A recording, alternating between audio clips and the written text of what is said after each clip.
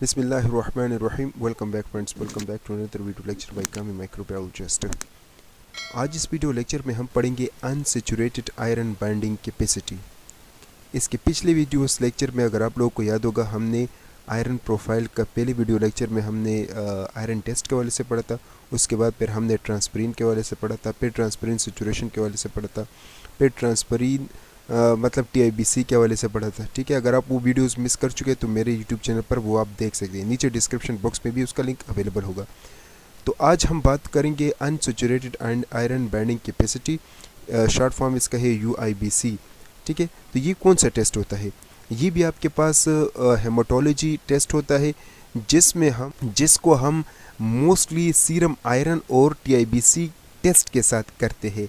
ठीक है, इन दो टेस्ट के साथ इस टेस्ट को भी हम करते हैं, और इस टेस्ट का मकसद ये होता है ताकि हम देख लें कि बॉडी में आयरन कम है या ज़्यादा है। तो कम और ज़्यादा आयरन, बॉडी में आयरन के मिकदार को मालूम करना, इसको हम कहते हैं अनसैचुरेटेड आयरन बाइंडिंग कैपेसिटी। अब कैलकुलेशन या नॉर्मल रेंज, अगर इसका नॉर्मल रेंज हम देख लें तो वो 111 टू 343 mcg पर डेसीलीटर, तो ये इसका नॉर्मल रेंज है। कैलकुलेशन कुछ यूँ है, इसके लिए किसी चीज़ की ज़रूरत नहीं पड़ती। जिस तरह के हमने सीरम आयरन टेस्ट के हवाले से पढ़ा था, मुख्तलिफ़ किस्म के प्रोसीजर्स होते हैं, उसमें हमने रिएजेंट्स रिक्वायरमेंट सब कुछ पढ़ा था। इसी तरह ट्रांसफरीन के हवाले से भी हमने काफ़ी कुछ पढ़ा था। लेकिन इस टेस्ट में आपको किसी चीज़ की ज़रूरत नहीं पड़ती, सिंपली एक फार्मूला आपको यूज़ करना होगा जिसमें iron test minus total iron binding capacity. अब ये दोनों टेस्ट, जैसे कि अभी हमने इसके शुरू में ये पढ़ा कि इन दोनों टेस्ट के साथ ही हम इस टेस्ट को भी करते हैं। अब जैसे ही इन दोनों टेस्ट के वैल्यू आपके पास आ गए तो इनको माइनस कर लेना, तो आपके पास जो वैल्यू आएगी वो आपके पास UIBC होगा। ठीक है, अब हम बात करते हैं कि वो कौन सी कंडीशन है, डिजीज़ है जिसकी वजह से UIBC कम होता है बॉडी में। तो सबसे पहले जो है उसको हम कहते हैं हेमोक्रोमेटोसिस। वही बात जो कि पिछले वीडियोस लेक्चर में भी हमने पढ़ा था कि हेमोक्रोमेटोसिस आपके पास एक ऐसा कंडीशन है, जेनेटिक डिजीज़ है, जो कि पेरेंट्स से ऑफस्प्रिंग में ट्रांसफ़र होते हैं, जिसमें मोस्टली एक जीन्स इन्वॉल्व होता है जिसको हम कहते हैं HFE जीन्स। वो जीन्स क्या करता है, वो आपके पास हाई अमाउंट ऑफ आयरन को एब्जॉर्ब करते हैं बॉडी में।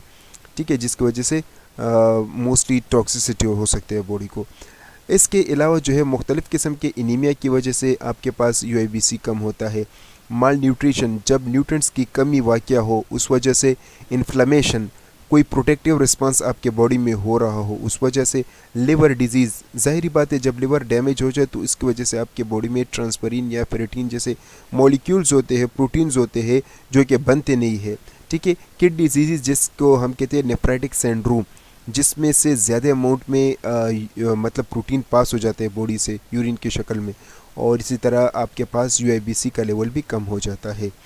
अब वो इसमें से सिर्फ एक ही कंडीशन है हमारे पास, मोस्टली और भी है लेकिन सबसे मोस्ट इम्पॉर्टेंट जो कंडीशन है वो है आयरन डिफिशिएंसी एनीमिया। तो याद रखिएगा कि आयरन डिफिशिएंसी एनीमिया कहने का मतलब है कि जब एनीमिया होता है और साथ में आपके बॉडी में आयरन की कमी भी वाक़या हो जाती है तो उसको कहते हैं iron deficiency anaemia. Anaemia means less number of the RBC और हीमोग्लोबिन। तो इनकी वजह से भी आपके पास जो है ये लो नहीं है, ये हाई है। ठीक है, तो आपके पास क्या होता है, आपके पास UIBC का लेवल हाई हो जाता है बॉडी में। तो इंशाल्लाह ताला नेक्स्ट वीडियो लेक्चर में हम फेरेटिन टेस्ट के हवाले से पढ़ेंगे। तब तक के लिए इतना ही, अपना ख्याल रखिएगा। अल्लाह हाफ़िज़।